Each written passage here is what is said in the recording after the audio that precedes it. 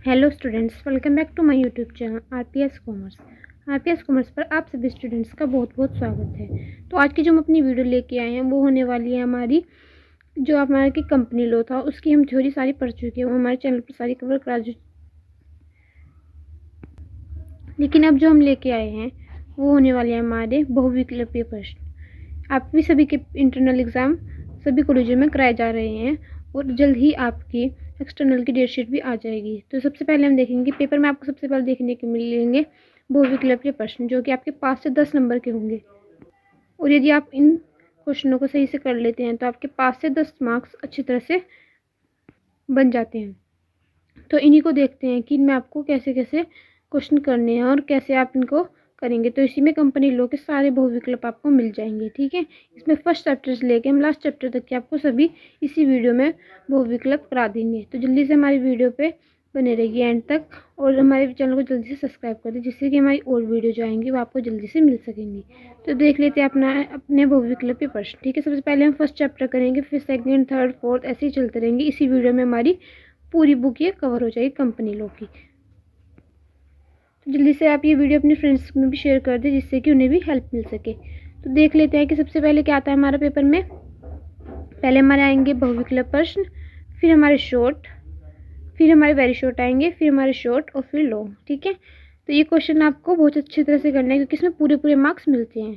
तो देख लेते हैं कि कंपनी की परिभाषा, इनकी विशेषता और प्रकार, जो फर्स्ट चैप्टर है हमारा उससे कितने हमारे क्वेश्चन बनते हैं। तो उसमें से बनते हैं कि सबसे पहले कि कंपनी शब्द कंपनी अधिनियम 2013 की किस धारा से परिभाषित है। तो ये आपके 4 ऑप्शन आते हैं, 4 में से आपको करेक्ट जो होता है वो आंसर लिखना है। तो ये किससे है कि ये है आपका आगे से कि धारा 2 के 10 से, या धारा 10 से, या धारा 2 के 20 से, ये इनमें से किसी से नहीं। तो ये जो आपका 2013 किस धारा से परिभाषित है, यह धारा 2 के 20 से। फिर आता है कि निम्नलिखित कंपनी की विशेषता लक्षण नहीं है। नहीं है बहुत अच्छी तरह से पढ़ना कि यह है कि विधान द्वारा निर्मित कृत्रिम व्यक्तित्व, ये सार्वमुद्दा, या शाश्वत उत्तराधिकार, या नागरिकता। तो इसका आंसर होगा हमारा नागरिकता। फिर ये कह रहा है कि कंपनी के पृथक अस्तित्व पर महत्वपूर्ण वाद है। तो ये है सालोमन बेनाम सालोमन, ठीक है। ये होगा इसका करेक्ट आंसर, ठीक है। मैं अगर यहाँ पे ऑप्शन नहीं पढ़ूंगी तो ये वीडियो बहुत लंबी हो जाएगी। हमें पूरे चैप्टर इसी वीडियो में कंप्लीट करना है, तो मैं जल्दी से आपको आंसर बता रही हूँ, ठीक है। आप ध्यान से देख लीजिएगा। कंपनी की विशेषता निम्नलिखित है, तो इसमें आएगा ये सभी, ठीक है। जहाँ पे विशेषताएं उद्देश्य आ जाते हैं तो वहाँ पे हमारा हमेशा ये सभी वाला आंसर ही करेक्ट होता है। तो कंपनियों का निर्गमन निम्नलिखित में से किस ढंग के द्वारा हो सकता है।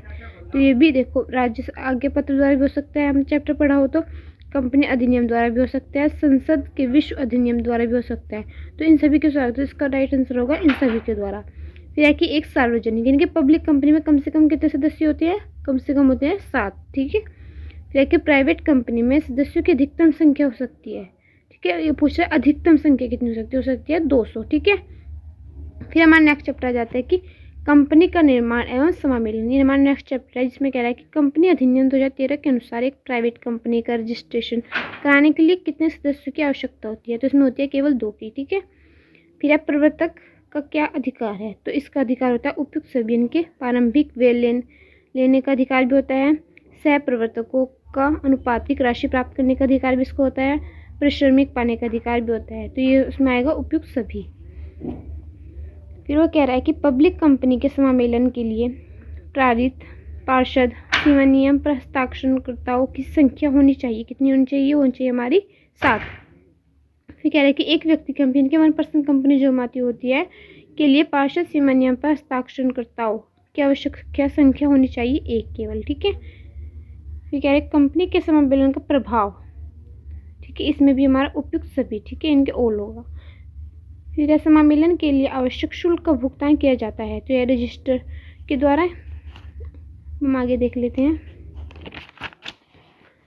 तो इसमें कह रहा है कि हमारा जो होता है इसमें किसके द्वारा होता है, होता है रिजर्व बैंक ऑफ इंडिया के सार्वजनिक खाते में, ठीक है। फिर वो कह रहा है कि एक पब्लिक कंपनी रजिस्ट्रेशन समामेलन के पश्चात क्या करती है, अपना व्यापार तुरंत प्रारंभ नहीं कर सकती, ठीक है।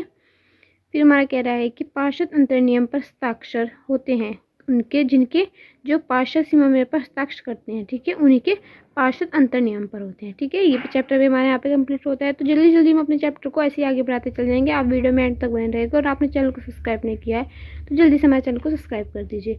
अब देख लेते हैं पार्षद सीमा नियम वाला जो आपका चैप्टर है, इसमें क्या कह रहा है कि पार्षद सीमा नियम परिभाषित है धारा 256 में, ठीक है। फिर क्या है कि पार्षद सीमा नियम के उद्देश्य वाक्य में परिवर्तन के लिए आवश्यक है, तो यह है रजिस्टर के आदेश के द्वारा, ठीक है। फिर वो कह रहा है कि एक ही शहर में एक स्थान से दूसरे स्थान पर रजिस्टर कार्यालय में परिवर्तन के लिए आवश्यक है, क्या है, संचालक मंडल का प्रस्ताव, ठीक है, ये इसमें आवश्यक है, ठीक है। फिर कह रहा है कि रजिस्टर कार्यालय के स्थान परिवर्तन की सूचना देनी चाहिए, किसको देनी चाहिए, रजिस्टर को, ठीक है। फिर कह रहा है कि एक राज्य से दूसरे राज्य में रजिस्टर कार्यालय ले जाने के लिए निम्नलिखित की स्वीकृति आवश्यक है, किसकी, केंद्र सरकार की, ठीक है। फिर कह रहा है कि पार्षद सीमा नियम की विषय सामग्री में होना चाहिए, क्या क्या होना चाहिए, कंपनी का नाम भी, कंपनी का उद्देश्य, कंपनी का रजिस्टर कार्यालय, ये सभी, ठीक है। फिर आ जाता है कि पब्लिक कंपनी के पार्षद सीमा नियम पर हस्ताक्षरकर्ताओं की आवश्यकता संख्या होनी चाहिए, कितनी होती है, जो पार्षद सीमा नियम होती है उसमें होती है 7 की, ठीक है। याद रखना, एक व्यक्ति कंपनी को छोड़कर प्राइवेट कंपनी के पार्षद सीमा नियम पर कम से कम हस्ताक्षरकर्ताओं की संख्या होनी चाहिए, यानी कि जब कितनी व्यक्तियों की संख्या होनी चाहिए जो उस पर सिग्नेचर करेंगे, तो उसमें होनी चाहिए 2 की, ठीक है। या एक कंपनी का उद्देश्य वाक्य होना चाहिए वैधानिक, रजिस्टर कार्यालय में परिवर्तन की सूचना रजिस्टर को भेज दी जानी चाहिए 3 माह के भीतर, ठीक है, 3 माह की, 1 माह की नहीं, 2 की नहीं, और फिर आवश्यकता नहीं, तो इसमें हमारा सही आंसर होगा 3 माह के भीतर। कंपनी अपने उद्देश्य वाक्य में परिवर्तन कर सकती है, तो यहाँ पे ये कह रहा है कि विशेष प्रस्ताव तथा अधिग्रहण की लिखित अनुमति के द्वारा। फिर एक कंपनी अपने नाम में परिवर्तन कर सकती है कब, जब विशेष प्रस्ताव और केंद्र सरकार की लिखित स्वीकृति होने द्वारा। फिर है कि पूंजी में वृद्धि करने से संबंधित प्रस्ताव रजिस्टर को सूचित कर देनी चाहिए, कितने दिन के अंदर, 30 दिन के अंदर, ठीक है, कितने दिन के अंदर हमारा पे 30 दिन की। फिर कह रहा है कि एक सीमित दायित्व वाली कंपनी अपनी अंश पूंजी में परिवर्तन कर सकती है, ठीक है, किसके द्वारा, अंश पूंजी को बढ़ाकर या अंश पूंजी को घटाकर या फिर अंश पूंजी को पूर्ण गठन करके, तो कहेंगे इनमें से सभी के द्वारा ऐसा हो सकता है। हमारा नेक्स्ट चैप्टर जाता है पार्षद अंतर नियम। पार्षद अंतर नियम क्या है, पार्षद अंतर नियम परिभाषित है किसके द्वारा, धारा 2 की 5 के द्वारा, ठीक है। फिर वो कह रहा है कि पार्षद अंतर नियम के लिए आवश्यक है, क्या आवश्यक है, होना या पैराग्राफ में क्रमागत रूप से संख्या का लिखा होना या हस्ताक्षरित होना, ये सभी, तो इसमें होगा ये सभी, ठीक है। फिर है कि बिना अंश पूंजी वाली गारंटी द्वारा सीमित दायित्व वाली कंपनी का पार्षद अंतर नियम होना चाहिए, अनुसूची 1 की तालिका फ के अनुसार, ठीक है। फिर क्या है कि अंश पूंजी वाली गारंटी द्वारा सीमित दायित्व वाली कंपनी का पार्षद अंतर नियम निम्नलिखित के अनुसार होता है, किसके द्वारा, अनुसूची 1 की तालिका जी के द्वारा। फिर कह रहा है कि असीमित दायित्व वाली कंपनी जिसकी अंश पूंजी हो कि पार्षद अंतर नियम का प्रारूप होना चाहिए, किसके द्वारा, अनुसूचित 1 की तालिका आई के अनुसार। फिर क्या है कि प्राइवेट कंपनी के पार्षद अंतर नियम में निम्नलिखित के बारे में सूचना अपेक्षित है, किसके द्वारा, उपयुक्त सभी के द्वारा, कि इन सभी के द्वारा किसके अंशों के हस्तांतरण के अधिकार पर प्रतिबंध के द्वारा, सदस्यों की सीमित संख्या, अंशों के लिए जनता का निमंत्रण देने पर प्रतिबंध, ठीक है, उपयुक्त सभी। अब हमारा नेक्स्ट चैप्टर आ जाता है, तो ये देख लेते हैं कि प्रविवरण वाला जो हमारा चैप्टर है उसकी जो आपके MCQ आपको तैयार करने हैं वो है कि प्रविवरण कंपनी अधिनियम 2013 की निम्नलिखित धारा से परिभाषित है, धारा 2 के 70 के द्वारा। प्रविवरण का आश्चर्य निषेधित आमंत्रित करने के संबंध में इस प्रपत्र से नहीं है, किससे, अंतर नियम से। वो कह रहा है कि रेड हेरिंग प्रविवरण कंपनी अधिनियम की निम्नलिखित में से किस धारा से परिभाषित है, तो धारा 32 की, ठीक है। क्या है कि सेल्फ प्रविवरण की वैधता की अवधि कितनी है, 1 वर्ष, ठीक है। फिर कह रहा है कि वो रेड हेगिंग प्रविवरण जारी करने के कितने दिन पहले जारी होती है, तो ये कितने दिन पहले होती है आपकी, 3 दिन पहले। प्रविवरण जनता के लिए जारी करने से पूर्व भेजा जाता है रजिस्टर के पास, ठीक है। मिथ्या विवरण के आधार पर अंशों की खरीद पर हानि उठाने वाले व्यक्ति के प्रति क्षतिपूर्ति के लिए उत्तरदायित्व कौन होता है? संचालक होता है, या प्रवर्तक होता है, या संचालक की तरह नामांकित व्यक्ति होता है? तो ये सभी होते हैं। ठीक है। तो क्या है कि असत्य कथन से प्रभावित अंशधारक कंपनी के अधिकारियों को निम्नलिखित के अंतर्गत उत्तरदायित्व ठहरा सकता है। किन के अंतर्गत? यदि सामान्य विधि के अंतर्गत भी, कंपनी अधिनियम की धारा 35 के अंतर्गत, या कंपनी अधिनियम की धारा 34 के अंतर्गत। ठीक है, इन सभी के अंतर्गत। फिर वो कह रहा है कि प्रविवरण में सत्य कथन के लिए सिविल दायित्व उपलब्धित है किसकी धारा 35 में? प्रविवरण में उन सब बातों का उल्लेख होना चाहिए जो निर्दिष्ट है, ये कह रहा है कि धारा 26 में इसका आंसर होगा। ठीक है। अब आपका अगला चैप्टर हो जाता है यहाँ पे ऋण पत्र। आप बस यही MCQ तैयार कर लीजिए, इन्हीं में से आपको क्वेश्चन मिल जाएंगे। तो ऋण पत्र परिभाषित है धारा 2 के 30 में। ठीक है।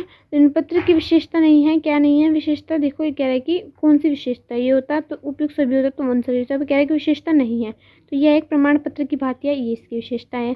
कंपनी द्वारा दिए गए ऋण की स्वरोक्ति है, ये भी है। इसमें हस्तांतरित किया जा सकता है, हाँ। ऋण पात्रधारियों को सभाओं में मतदान का अधिकार होता है, नहीं। ठीक है, इन्हें मतदान का कोई अधिकार नहीं होता, तो ये इसमें सही होगा। लेकिन ऋण पत्रधारियों के बारे में लागू नहीं होता है, क्या नहीं लागू होता है? इसमें होता है कि इन्हें लाभांश प्राप्त करने का अधिकार नहीं होता। फिर इसमें कह रहा है कि कंपनी के लिए ऋण लेने का अधिकार किसको होता है? संचालक मंडल को। कंपनी ऋण नहीं प्राप्त कर सकती किसके द्वारा? अंशों के निर्गमन के द्वारा। बंधक के लिए आवश्यक विषय वस्तु है, क्या है वो? हमारी अचल संपत्ति। ठीक है। फिर कंपनी का प्रबंध संचालक मंडल वाला चैप्टर आता है, तो इसमें से है कि संचालक नियुक्त किया जा सकता है व्यक्तियों को। ठीक है। संचालकों की नियुक्ति और अधिकतम संख्या निर्धारित की जाती है किसके द्वारा? पार्षद अंतर नियमों द्वारा। कोई व्यक्ति इससे अधिक कंपनियों का संचालक नहीं हो सकता, कितने से? 20 से अधिक। ठीक है। एक पब्लिक कंपनी में कम से कम कितने संचालक हो सकते हैं? 3। फिर आ जाता है आपका नेक्स्ट चैप्टर, कंपनी की सदस्यता। तो इसमें आपको करना है कि कंपनी की सदस्यता प्राप्त की जा सकती है उपयुक्त सभी के द्वारा, इन सब के द्वारा। ठीक है। फिर आता है कंपनी की सदस्यता नहीं प्राप्त कर सकता कौन? अवयस्क। ठीक है। फिर आपका आता है दमन एवं कुप्रबंध पर रोक। इस चैप्टर में आपको जो करना है वो है कि दमनकारी आचरण एवं कुप्रबंध माना जा सकता है कपटपूर्ण व्यवहार को, कंपनी की संपत्ति व दुर्विनियोग को, कंपनी के हितों के प्रतिकूल प्रबंध को, ये सभी। इसमें आंसर होगा आपका ये सभी। फिर कह रहा है कि दमनकारी आचरण एवं कुप्रबंध के अंतर्गत नहीं आता, तो इसके अंतर्गत क्या नहीं आता? प्रबंधों द्वारा लापरवाही किया जाना। ठीक है, इसके अंतर्गत नहीं आता। फिर है कि दमनकारी आचरण एवं कुप्रबंध को रोकने के लिए निम्नलिखित के पास शक्ति है, किसके पास है? सभी के पास, केंद्र सरकार के पास भी है, अंशधारियों के पास भी है, ट्रिब्यूनल के पास भी है। ठीक है, तो इन सभी में। फिर आप क्या जाते हैं यहाँ पे जो चैप्टर है कि बहुमत की शक्ति एवं अल्पसंख्यक अंशधारकों के अधिकार। ठीक है, तो इसमें कह रहा है कि बहुमत के नियम से संबंधित प्रमुख वाद क्या है? प्रमुख बात है तो ये क्या है कि फोर्स बनाम हार्बटल। ठीक है, फ्रांस बेनाम हार्बटन नियम यानी कि बहुमत का नियम की अपवाद हैं। कौन है इसके अपवाद? कंपनी के अधिकारित कार्य या विशेष बहुमत द्वारा किए जाने वाले कार्य या अल्पसंख्यक सदस्यों के प्रति कपटपूर्ण कार्य। तो इसमें होगा आपका आंसर ये सभी। ठीक है, तो यहीं पे आपकी ये जो MCQ की वीडियो थी यहीं पे समाप्त होती है। आपको वीडियो कैसी लगी कमेंट करके ज़रूर बताना। वीडियो को लाइक शेयर कमेंट करना ना भूलें। तो आप इन्हें जल्दी से तैयार कर लीजिए, इनसे आपके पेपर में आपको बहुत ज़्यादा हेल्प मिलेगी।